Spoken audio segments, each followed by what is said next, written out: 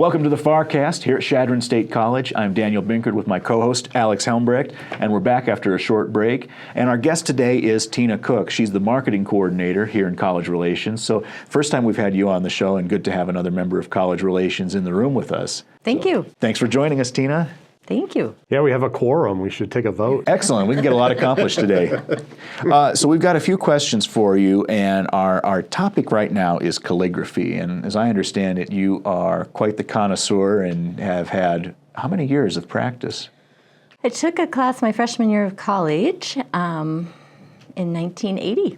Yeah. So it's a little while. it is a little while. Nice. Is that when you first got involved with calligraphy? Mm-hmm. And I keep the sheet from that night to show my students because they often get frustrated that they are not masters right away. And I said, here's my first sheet.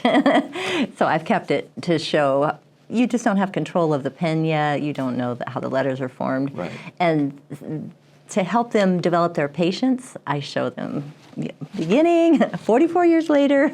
Yeah. I think that's such an important step because, you know, I've even seen it with my own kids. They're like, well, yeah, I want to ride a bike. Well, there's a few steps before you get to that point. So that's good that you're able to have that example still. I kept it. Well, our first question for you, and we've kind of answered it already, is how did you get involved with calligraphy? But maybe how have you been able to incorporate your interest with that here in your work at CSC? A couple of different ways. I've given some workshops for students, and I send thank you notes and get well cards and things like that for professional staff associations. So I use it a lot of times on greeting cards, that kind of thing.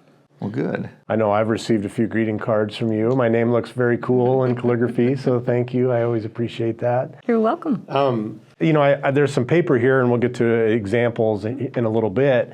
But is there a certain type of paper you prefer to use for calligraphy? I assume the medium is important.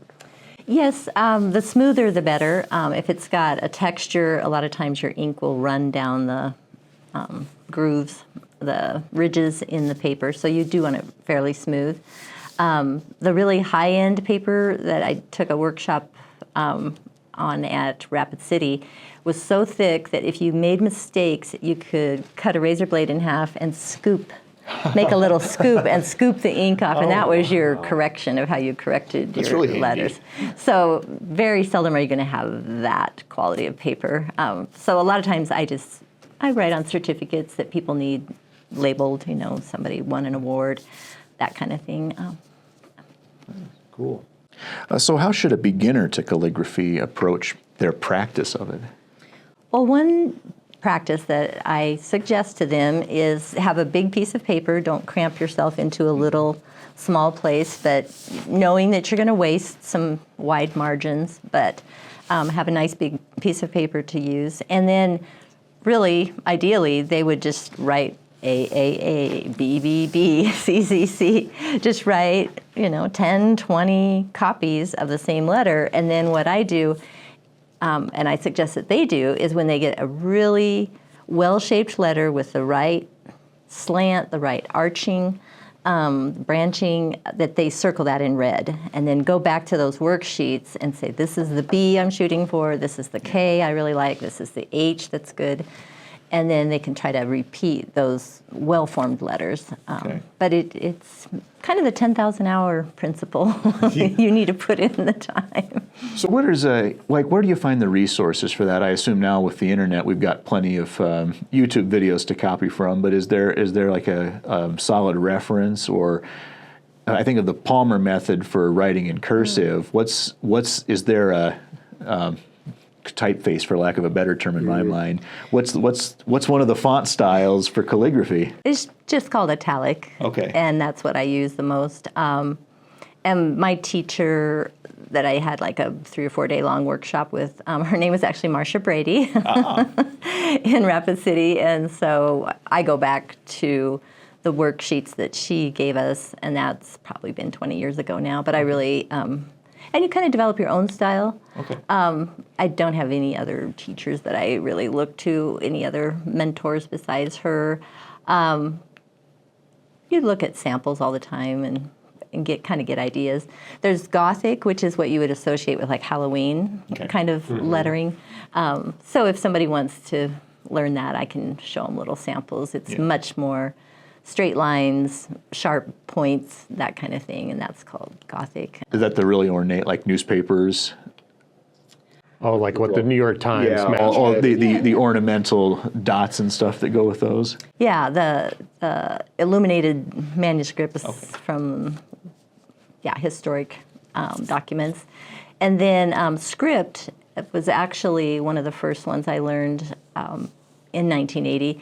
And you have a split point to your pen, and so every time you press down, the tips go apart, and so on every downstroke you have a wider stroke, and then when you're going up, the points are back together, and it's a sharp point that will cut paper if you're not doing it right, and have a light touch.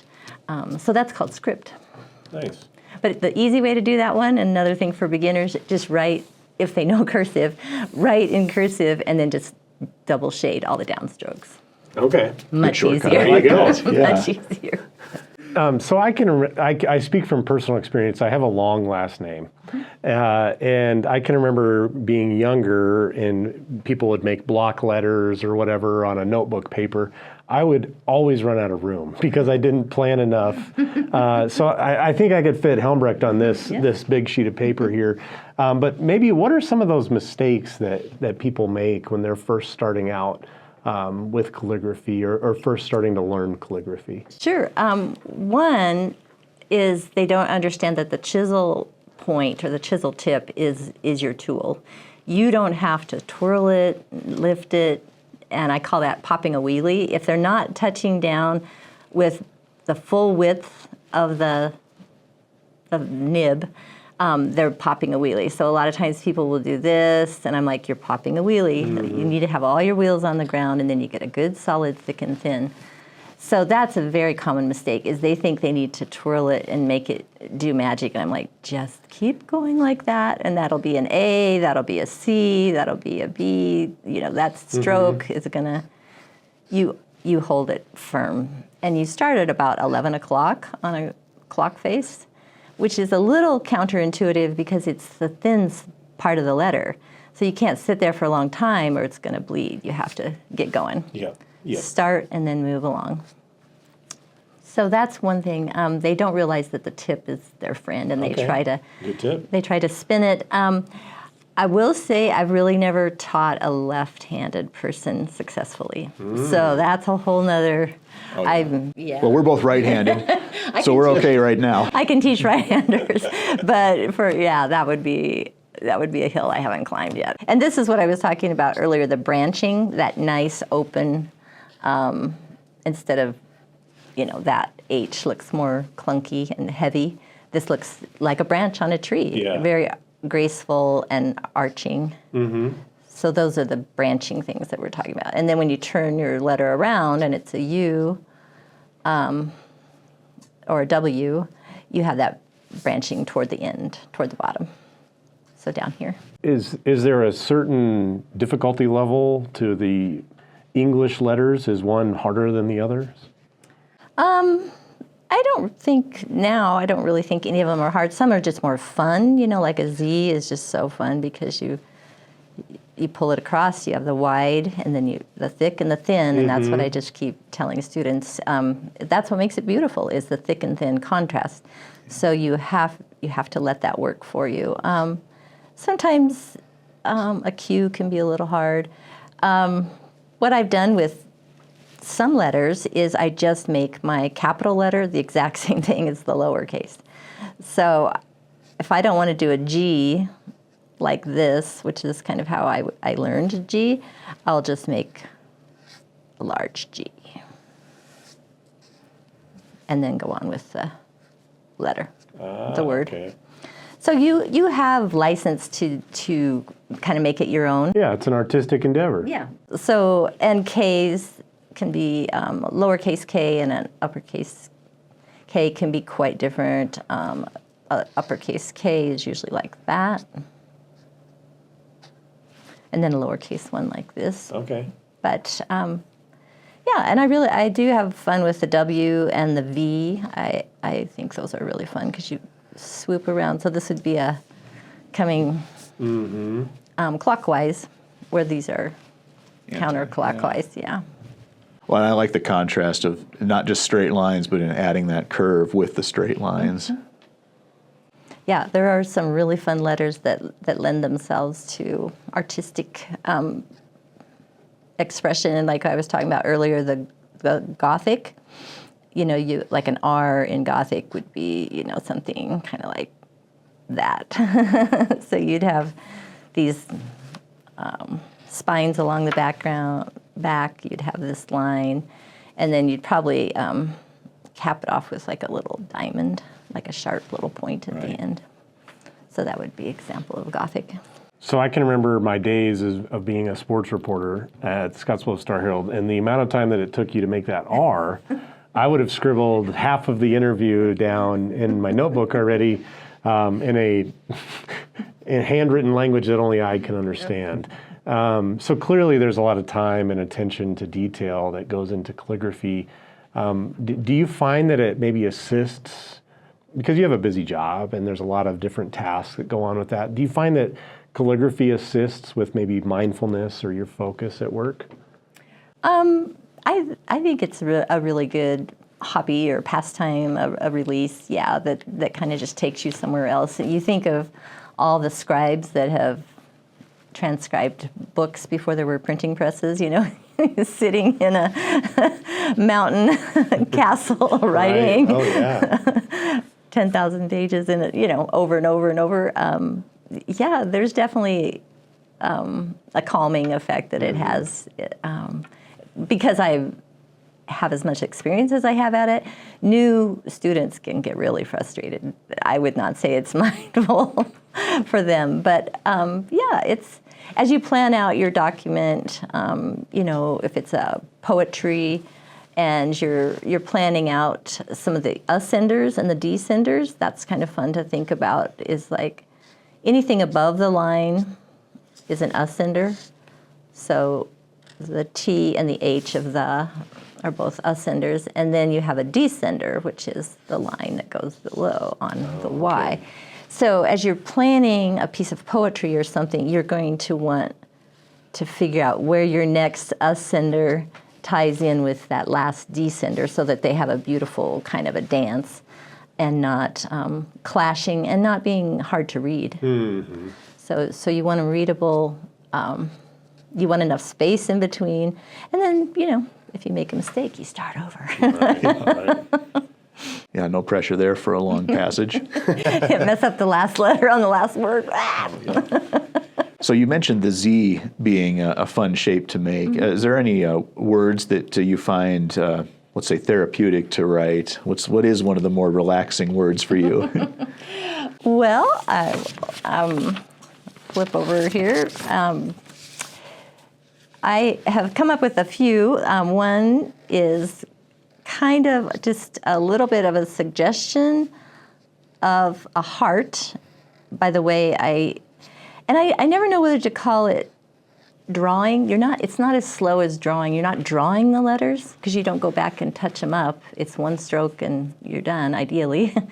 But you're not writing. It's not as fast as writing, but it's not as slow as drawing. Its own art form. It is. Yeah. I really don't have a word for what I just did, but I made the word. Mm-hmm. And then there's this little hint of a heart there. And then thank you. I just discovered that over the years. And then this one, thank you. You write a lot. And so I like the interplay of the T and the H. That's called a ligature, when you link two of your letters together. I don't have any lines on here, so these aren't probably that. Yeah, do you use any aids? I mean, I assume there's some muscle memory that's guiding you anyway, but... Yes, there is something in me that just knows to have that slope to it. Right. When I'm teaching beginners, I would have those on the worksheet. Okay. So it helps. It's kind of some guardrails to keep them And then your baseline as well. Yeah, I would have that too. Okay. Yeah, and if it was a piece that I really was going to be a finished piece, I would have that for me as well Is in that- a real number 4 pencil. Oh, that's what I was going to ask. Yeah. Yeah, is it pencil? erase. Right. Yeah, much later after the ink's dried, because Okay. that's really heartbreaking too. If you have it all done and then you go in to erase your little number 4 line, you're like, I smeared Very carefully. My best friend from college's maiden name was Wheat, and so this is a fun way. One time I was addressing an envelope to her, and I thought, well, how can I kind of jazz that up? So I made Excellent. I Yes. made a sender on the H, and then I think I put a couple other little flourishes out beside it to make it look like a grain of wheat. That's excellent. So there are some really fun little, tricks you can do, little messages that are implied, like the heart there, and really fun ligatures. I think they were probably originally made to save time and energy if you were carving this or had some harder ways, is that you don't make a little S and then try to cross your T and they run together. But those ligatures those can be really fun to tie 2 letters together that have a cross like a S or a T or an F. So you're mainly writing items like thank you or love you, get well, or addressing envelopes, right? You're not writing entire letters in this style. Oh, no. I have written some probably 100-word, poems that people have matted and framed. Mm-hmm. That'd probably be the top end. But yeah, it's usually Something more ceremonial. short phrases. Yeah, just somebody's name on a certificate, that kind of thing. And a lot of that's been replaced, unfortunately, kind of by printers. Yeah. So I started doing this back in the 80s when printers didn't have as many fonts and you couldn't do the bypass tray and do, with all the neat tricks. So now when I'm usually asked to do a message, it's like maybe on fabric on the back of a quilt that maybe a grandmother's made for a granddaughter for her wedding. They'll ask for calligraphy on a little patch that says it was a gift from Grandma in the year. Other kinds of pens I've used have been on the back of ceramic plates. When those are going to be a gift to somebody for graduation or something, that I'll calligraphy. The message on the back of that, things that can't be put in the printer. Yeah, exactly. It's very meaningful. I'm curious to see your ampersand. Oh, yes, okay. If I'm remembering my history, it's Latin et, which has been stylized, what we now know as the ampersand. Oh, I'm glad you asked. This is what I use. Okay. I don't use an ampersand, but I have a fun little... Your own personal Excellent. I love that. So, yeah, if it's... I'm a lot of those marks I'm terrible at doing. Oh, yeah. At one point, I was trying to stylize an ET of my own instead of the weird ampersand that I've tried to do all my life.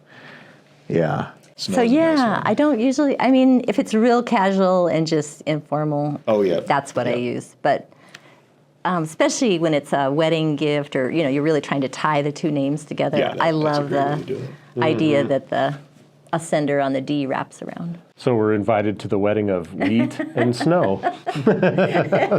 Just improvising here, yes. Just teasing. But yeah, I don't use the other ampersand like it's on the keyboard that much. How about, and I just start thinking of symbol. Okay, let's see. How about a percent sign? Do you have a stylized percent? I don't use it that often. But it would be like... There's a lot of opportunities for that. As simple a character as that is. That's almost like looks like a face doodle. Or the yin and the yang. Yeah. Yeah, could be. I don't use that one. I do love numbers. Numbers are just so fun.